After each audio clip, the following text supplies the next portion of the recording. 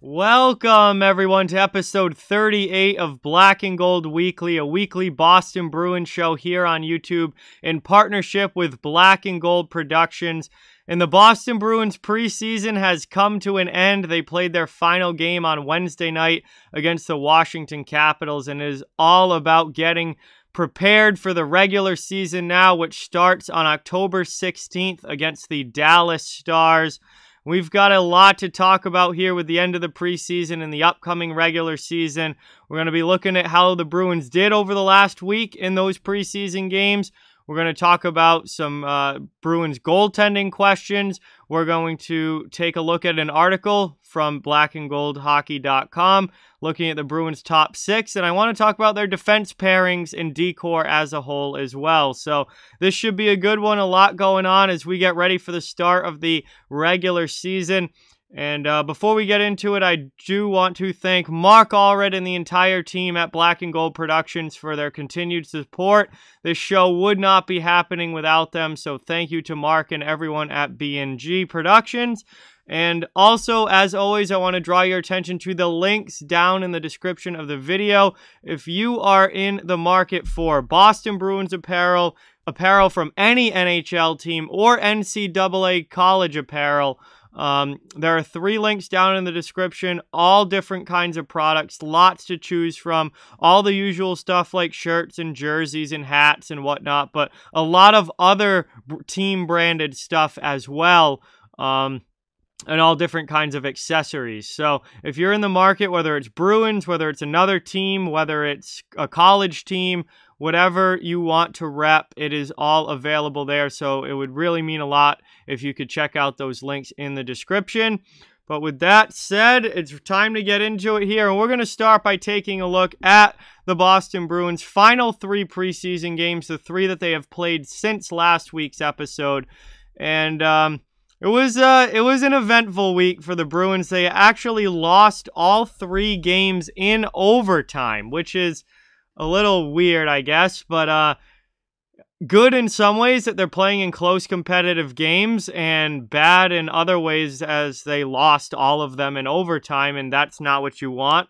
That's, you know, if that's a regular season, that's 3 points thrown away right out the window there by losing in OT and not actually winning these games. And they're going to have to be able to win some games in overtime come regular season.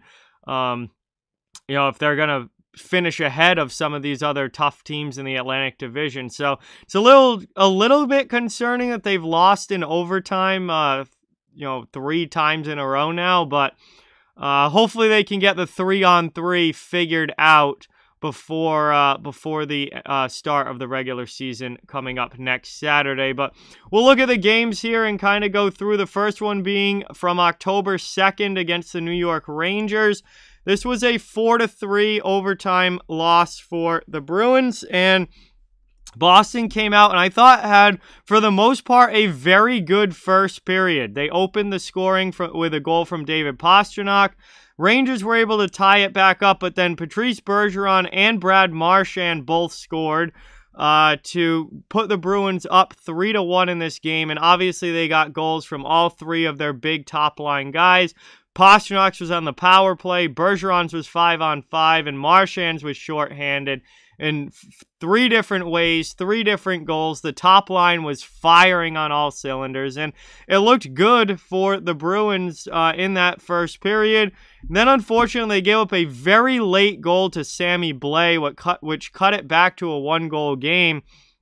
And that would go on to kind of haunt the Bruins as this one went along. There was no scoring in the second period, but Kevin Rooney netted a shorthanded goal in the third, which tied the game up at 3. Boston did not score a goal after that first period. And then in overtime, I think most of you probably know what happened, but the absolutely brutal turnover from Linus Ullmark, trying to send the puck through Alexis Lafreniere. Lafreniere knocked it down out of the air with a great hand-eye coordination play and threw it in the open net for the easy OT winner for the New York Rangers. it was a great play from Lafreniere, especially knocking it out of the air the way that he did, but it was a massive mistake from Linus Ullmark, as there was absolutely no reason for him to be trying to shoot the puck through Lafreniere like that, rather than just going away from him and sending it to an open area of the ice. So, big mistake there, but it is the preseason. It's not anything that, it's just a lousy way to end the game. It's not anything that I'm concerned about long term, or it was just a bad mistake. And we've seen that from goaltenders quite a bit over the last number of years, really since the trapezoid has come into play in the NHL. Goalies don't handle the puck nearly as much as they used to, and goaltenders aren't nearly as good at handling a puck as they used to be. And we've seen a lot of mistakes over the years of goaltenders trying to do too much, trying to handle the puck, not being good at it, and then it ending up in the back of their net. So it's one of those things that just happens from time to time. It was a brutal play, but it's not anything that I'm upset about anymore. Almost a week later, it's just one of those things. And it was a preseason game. It's not like it actually cost him anything, but definitely a lesson to learn if you are Linus Ullmark, to be a little bit more careful with the puck there. But that led to the Rangers winning that one in overtime. And if we scroll down and look at how the Bruins did, Jack Studnicka had another assist in this game as his very strong preseason continued. And other than that, it was mostly Boston's top guys. I mean, Pastrnak had a goal, Marchand had a goal and an assist, Bergeron had a goal and an assist. Those were really the contributors for the Bruins in this game. On the back end, Riley, McAvoy, and Lyle all picked up assists. But it was really the top guys for Boston leading the way in this one, and they got it to overtime, but couldn't hold the lead, which is, that's not something you really want to see, not being able to hold the lead, and also the bad giveaway in overtime leading to the goal and the loss. But that was Saturday's game. Then on Monday, they played against the Philadelphia Flyers, and they lost this game 2-1 in overtime. This was a very low-scoring game, despite there being over 50 shots on goal between the two teams. Actually, over 60 shots on goal between the two teams. Bruins lost this one 2-1. There was no scoring in the first period. Jack Studnicka, again, continuing his great preseason, scored in the second period to open the scoring. Sean Couturier was able to answer for the Philadelphia Flyers to tie this game up at 1. There was no goals again in the third period, and then just 50 seconds into overtime, Ivan Provorov was able to net one for the Flyers, and that gave, obviously, Philly the win in this game. And obviously, there wasn't much happening on the score sheet here. Studnicka with the goal, assisted by Steen and Lauko, the only goal for the Bruins. So there really wasn't much else going on. Jeremy Swayman played in this game after Ullmark played Saturday, and Swayman played very, very well, stopping 34 out of 36 shots, had a .944 save percentage. There is no doubt about it, and you guys know that I was massively huge on the Linus Ullmark signing. Jeremy Swayman has been the Bruins' best goaltender in this preseason and has vastly outplayed Ullmark to this point. Now, I'm going to talk more about Ullmark later because it's still very early. I don't think it's time to be worried and hit the panic button yet. But there's no question Swayman has been the better goaltender for the Bruins. And I certainly think that he deserves to get the first starts of the season for Boston, given the way that he's played so far this preseason. So that was a rather uneventful, or on the more uneventful side against Philadelphia there. And then they closed it up Wednesday night at home against the Washington Capitals. And the Bruins lost this game 4-3 in overtime as well, just like the Rangers game. This was the first game that Charlie Coyle played back in the lineup for the Bruins, and he had a goal and an assist in the game. He opened the scoring in the first period, put the Bruins up 1-0, where that was the only goal of the first period. In the second period, the Capitals hit twice, just about a minute apart. Two very quick goals. Evgeny Kuznetsov and Tom Wilson gave the Capitals a 2-1 lead early on in the second. Taylor Hall answered for the Bruins, though, tied it up at 2 apiece as he gets his first goal of the preseason. And then in the third period, TJ Oshie scored a power play goal, a really nice deflection in front for Oshie that ended up going just under the bar past Ullmark to give the Capitals a lead.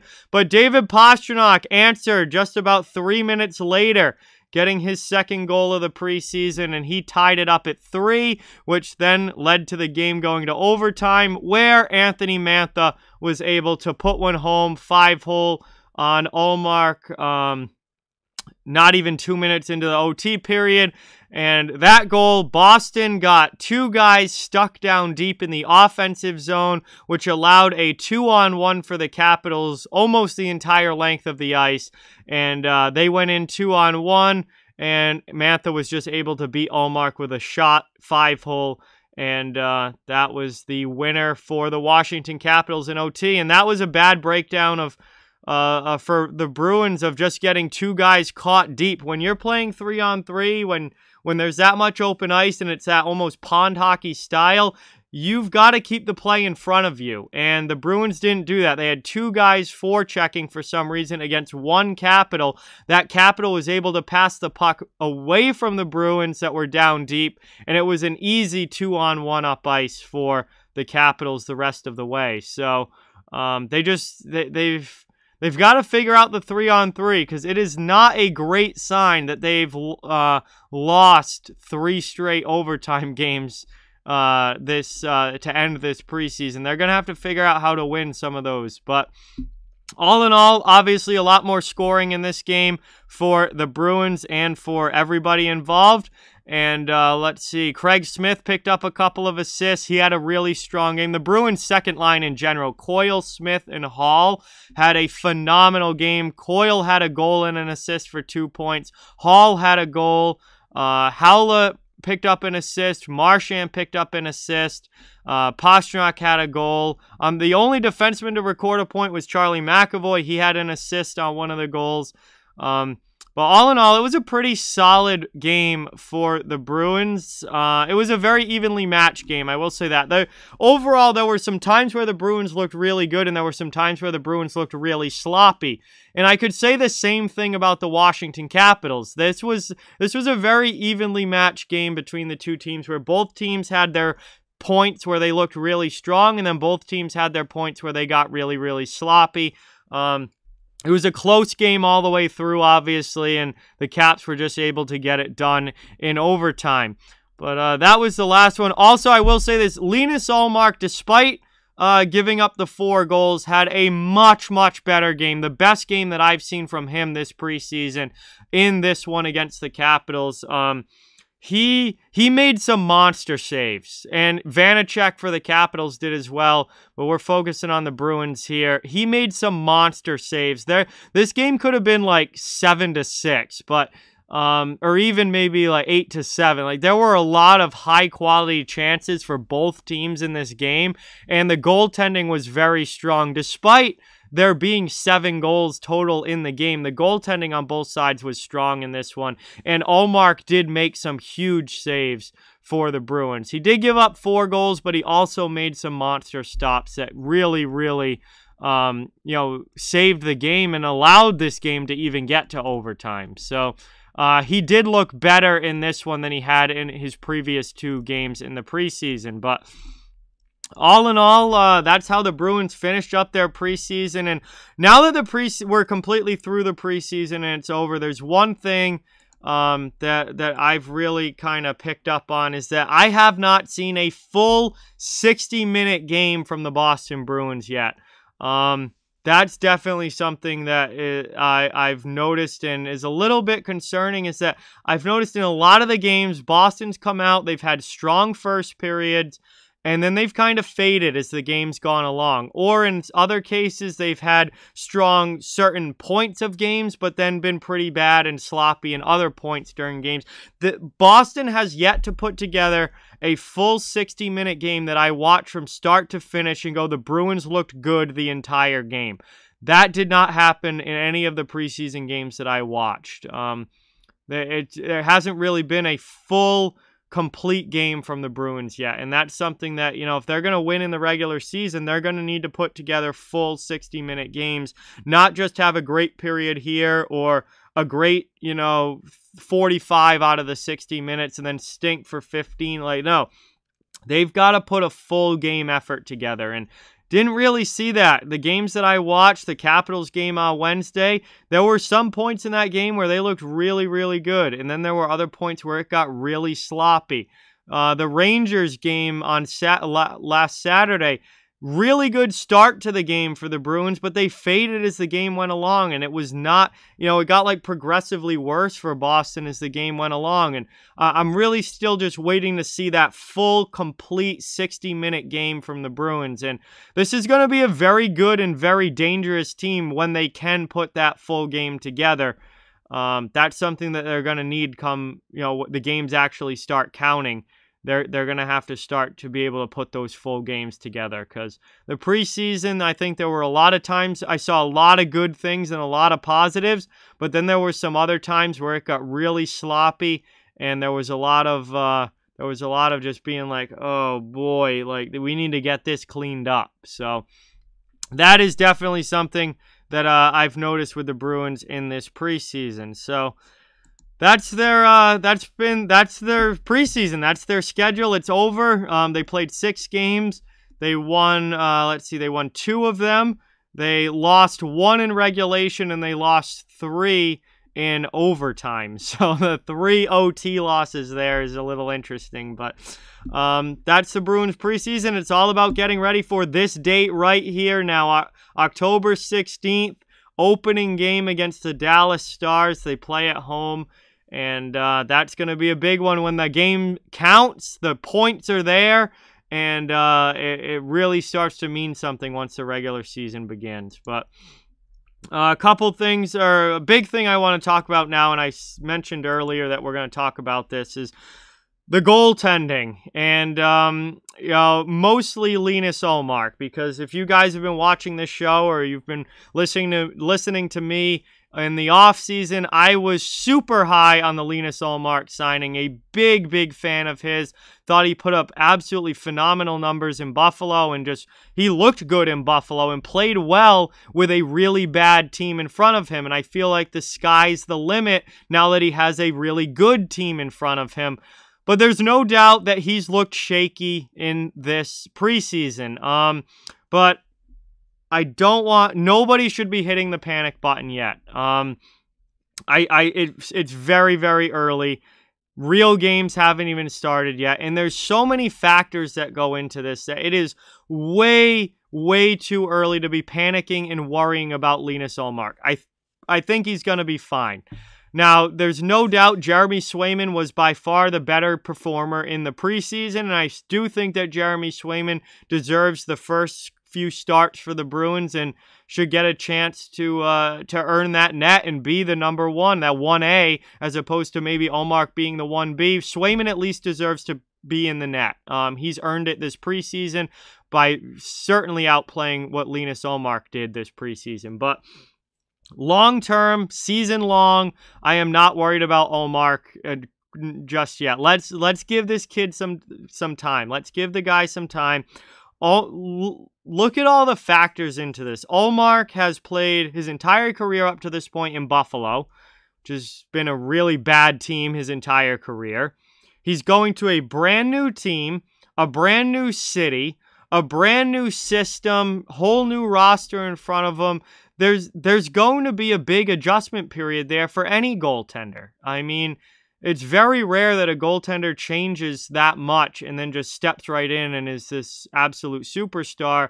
Unless, maybe a superstar level goaltender can do that if you're, like a top 5 goalie in the league. But there's an adjustment period there. And there's certainly been an adjustment period for Linus Ullmark. The other thing is that Ullmark was injured last year and he missed a lot of time last season. So there's still, it may take him a bit to get back into the groove and get back feeling 100% and making sure he's 100% ready to go and he's mentally 100%, because that's the thing with goaltending. He may be completely physically healed, but the mental side of goaltending is a whole other ball game. And it might take him a little bit of time to get the mental side of things back, 100% and where he wants it, getting used to seeing the puck and getting used to game action. He missed a lot of time last year. So there could be some leftover remnants mentally from that injury. Even though he's physically healthy, he still might take him a little bit to get into the groove of things. And then you add in everything else on top of it with the new team and the new city and the new system and the new roster and all of that. That's an adjustment period for a goaltender. And lastly, goaltenders usually aren't there. A lot of times, I shouldn't say usually, but some are, some aren't. Goaltenders are very different between, different guys are very different in the way that they handle things.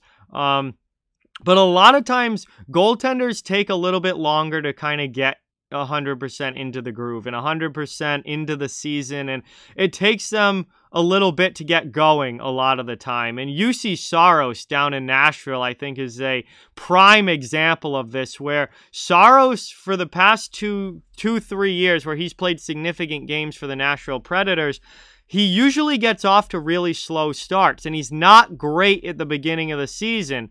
But then after a month or two, he really kicks it into high gear. And in the second half of the season, Saros is playing like a Vezina Trophy candidate. Like, he has this really slow start and then becomes one of the top goalies in the league and becomes a really, really good goaltender. And we've seen that with different guys. And Omar could just be off to a little bit of a slow start. A month from now, we might be talking about him being one of the, top 5 goaltenders playing right now. A month from now could be totally different from what we've seen right now, because that's what happens with goaltenders. And a lot of times it just takes them a little bit to get back into the groove, back into the swing of playing on a regular basis and having game action in front of you. And then once they get hot, all of a sudden, boom, they're playing at, their full potential and they look like a star goaltender out there. And we very well could see that with Linus Ullmark. So my main point is that, yes, Swayman has certainly been better. No, Ullmark has not had a great preseason, but there's a lot of contributing factors here. Big adjustment period for him, an injury last year, and just, let's not hit the panic button just yet. Let's calm down.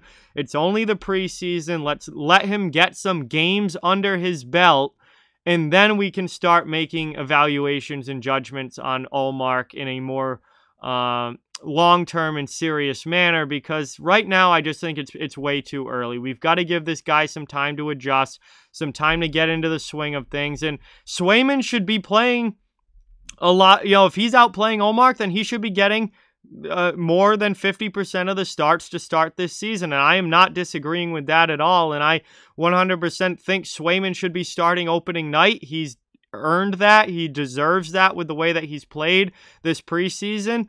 And I think he should probably start, at 3 out of the first 4 Bruins games should be Jeremy Swayman. Out of the first 10, 7 of them should probably be Swayman.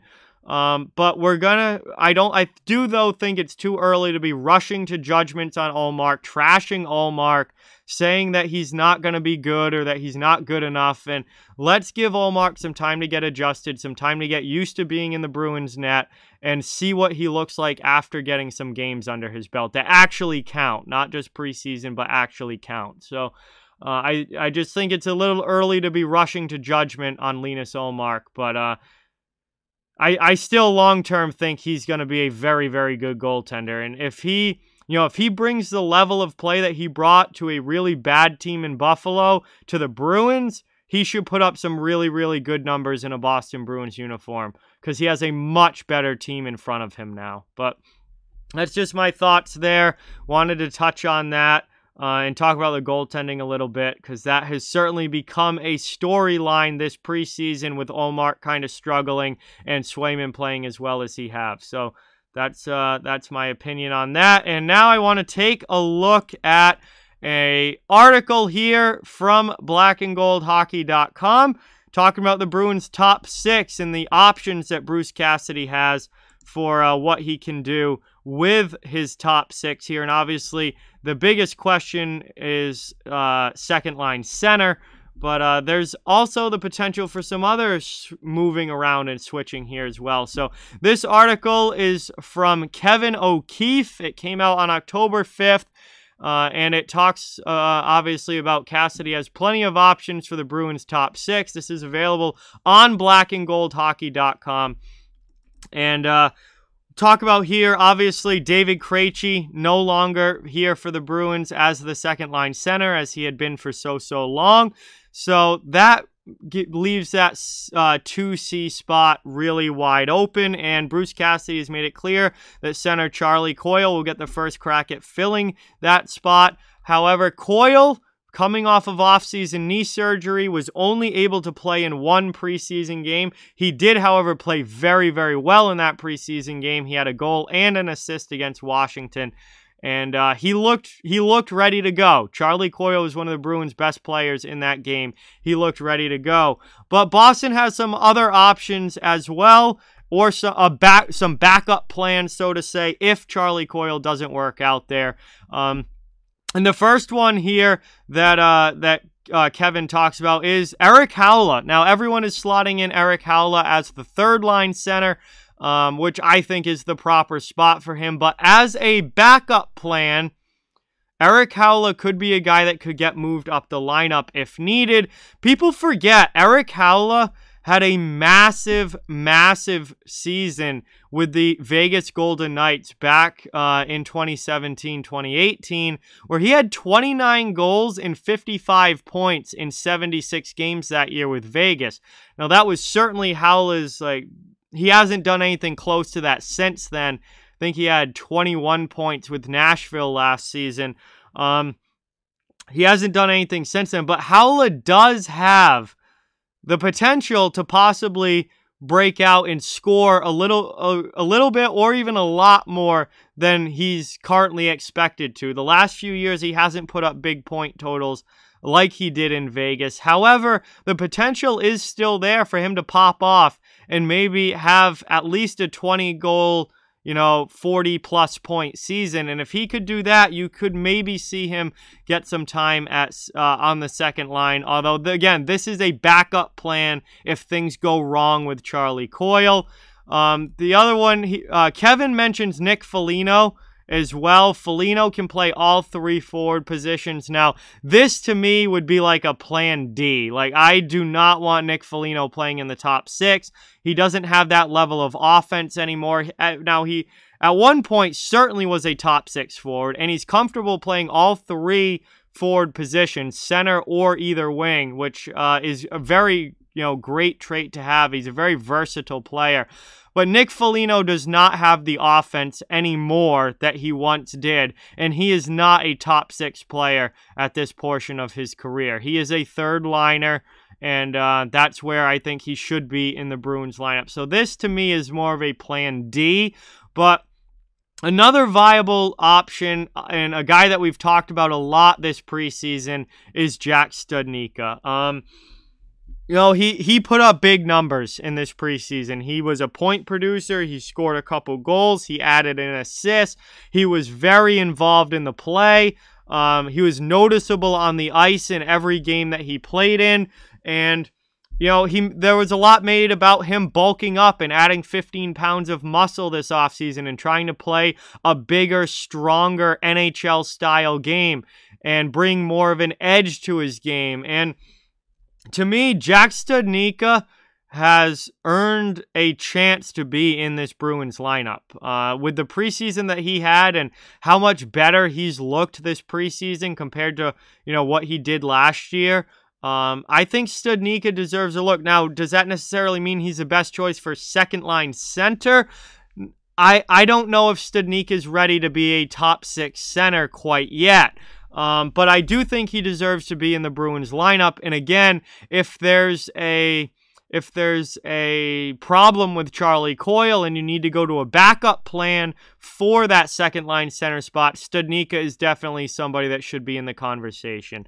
But those are definitely options. The Bruins do have options with their top six. They also could potentially fumble around with the wings a little bit and switch wing spots around. Now, you guys, if you know me and you've followed this show, I do not like when the Bruins break up the top line. Pastrnak, Bergeron, and Marchand are so good together. That line is I think it's the best line in hockey. I am not a fan at all of breaking that lineup. However, when things go stale and they maybe need a little bit of a change or something just to shake up the lineup a little bit, there is the option of dropping Pastrnak down to the second line and bringing maybe Craig Smith up to the first line. And that's talked about here as well, as Craig Smith in a very limited amount of time playing with Bergeron and Marchand last season had, I believe, 8 points in 6 games when he was up on that top line. So he played extremely efficiently and extremely well when he did play with Bergeron and Marchand. So Craig Smith is a guy that you can kind of move around a little bit and could potentially see some time up on that top line if the Bruins need to shake things up a little bit.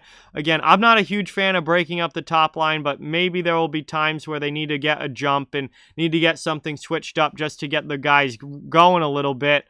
That is an option. Putting Smith up on that line has worked in the past, and maybe that's something that we see happen throughout the season. However, that should not be the main line combination for the Boston Bruins. The main line combination should have Marchand, Bergeron, and Pastrnak together, because that is the best line in hockey. They are absolutely exceptional together, and I would not be changing that if I were Bruce Cassidy or the Boston Bruins. That just makes no sense to me to change that for any substantial amount of time. That's a quick energy boost, switch things up type move when things aren't going well. But long term, you've got to keep that top line together. But that's an article that's available if you want to read all the way through it. Kevin makes some pretty interesting points and has some pretty interesting top 6 ideas here in this article. You can check it out on blackandgoldhockey.com. And the final thing that I want to talk about in this episode are the D pairings for the Boston Bruins, because this is already driving me up a wall. Bruce Cassidy, for some reason, seems dead set on pairing Charlie McAvoy with Derek Forbort. And that, to me, does not make sense. I do not like that pairing at all. And I'm a big Derek Forbort fan. Again, if you've been following my show here, or if you've been following me on Off the Wall Hockey, or just listening to what I've said this offseason, I am a big fan of Derek Forbort. I like his game a lot. I think he's a good, solid defensive defenseman. I think it was a decent signing for the Bruins and a good guy to bring in for the bottom pair. Derek Forbort is a bottom pair defenseman. He's a very good number 5, and he could be one of the better number 5s in the NHL, but he is a bottom pair defenseman. That is the style of game that he plays.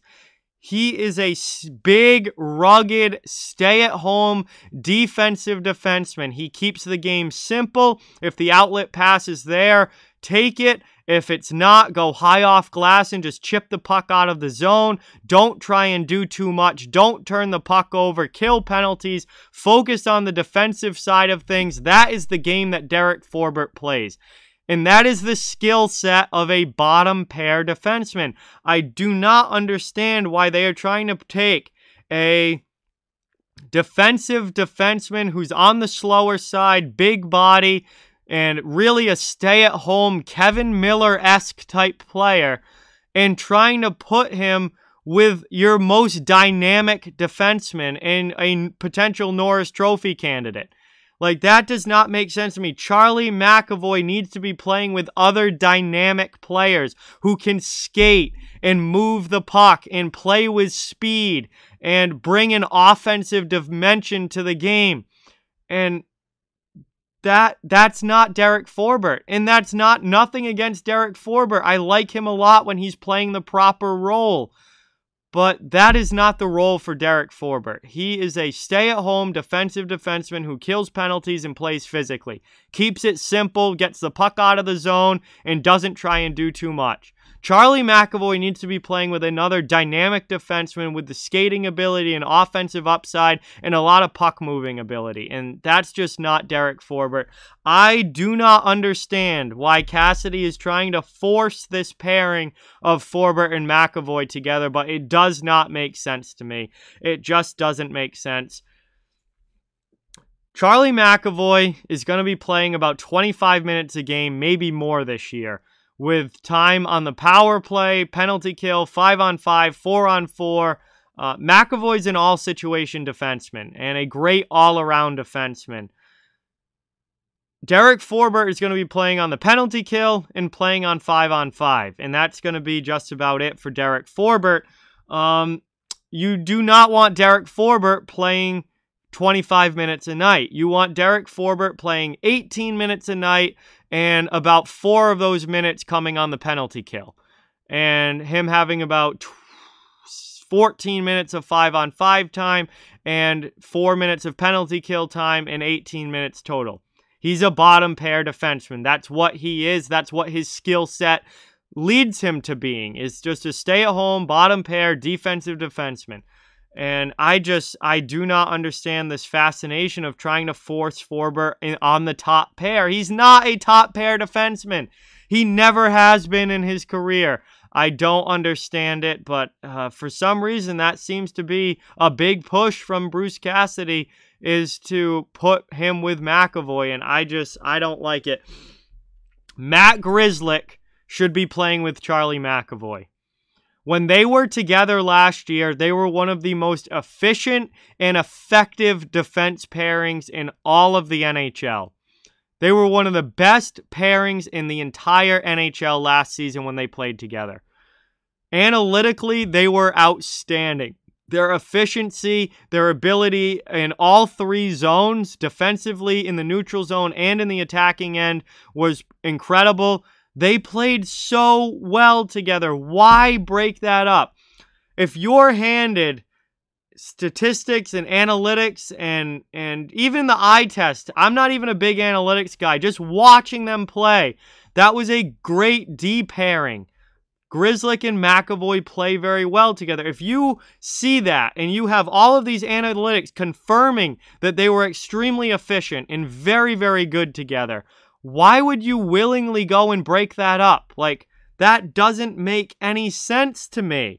That's a head scratcher. It's like, why would you willingly break up one of the best defense pairings in the entire NHL from last season? And on the other hand, Riley and Carlo need to play together. Riley and Carlo are a very good pairing. I like them together a lot. They look good out there. Riley obviously brings that dimension of the puck moving and the passing and the skating, and Carlo plays more of the defense first game and is very good at that. And man, like, that pair makes so much sense and is so good together. And on the other hand, Grzelcyk and Carlo, for whatever reason, don't really play well together. That is a pair that you stay away from. Grzelcyk and Carlo do not belong together. They just don't, for whatever reason, they don't mesh well. And they should not be out there at the same time. So that leaves Riley to play with Carlo. And Riley plays very well with Carlo, and I like that pairing a lot.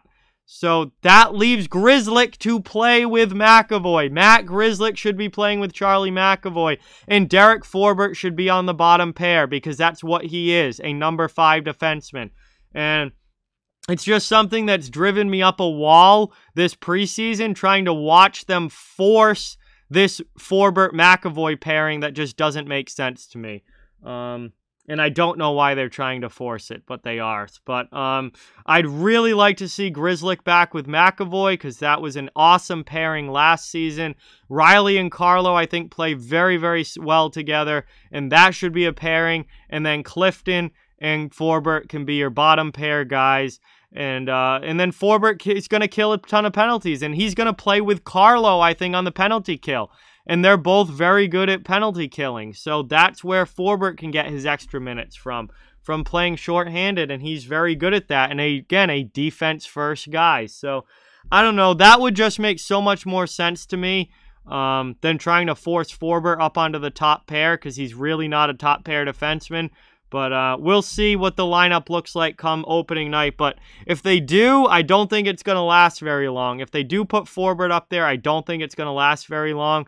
And they're going to switch back to having Grzelcyk play with McAvoy, because that's what makes the most sense. But just wanted to touch on that because it was something that I've noticed and has kind of been bugging me all preseason, is that, you know, the defense pairings that I'm seeing in the preseason aren't the defense pairings that make sense, in my opinion. I think that's something that they need to get figured out come the actual regular season when the games count. But that's pretty much what I got here for episode 38. We talked about the last few preseason games. We talked about the goaltending, the top 6 options, and the defense pairing. It is almost time for regular season hockey. We'll be doing a full regular season preview in next week's show, because obviously next week's show will come out on Friday, the day before the Bruins season starts. So we'll be doing a full regular season preview for next week. But that is going to do it for episode 38 here. Again, a big thank you to Mark Allred and the entire team at Black and Gold Productions for all of their support. This show would not be happening without them. And be sure to check out the great team of writers and the great podcast network bringing you Boston Bruins content each and every day at blackandgoldhockey.com. That's where Kevin's article is from, and all of the great writers at B&G put their work out on blackandgoldhockey.com. And also, don't forget about the links in the description again. It really does help out a lot if you could check out those links. And you know, if you're in the market for Boston Bruins apparel, NHL apparel from any team, or a college team's apparel, it's all available there via those links in the description. So please do not be afraid to check those out, and it would help out so much. Thank you guys so much for watching. Very much appreciated as always. This was episode 38. The preseason is over. We are almost to the start of the regular season. And I'll be back next week with a full regular season preview for episode 39. But I really appreciate everybody watching. Thank you so much, and talk to you all soon.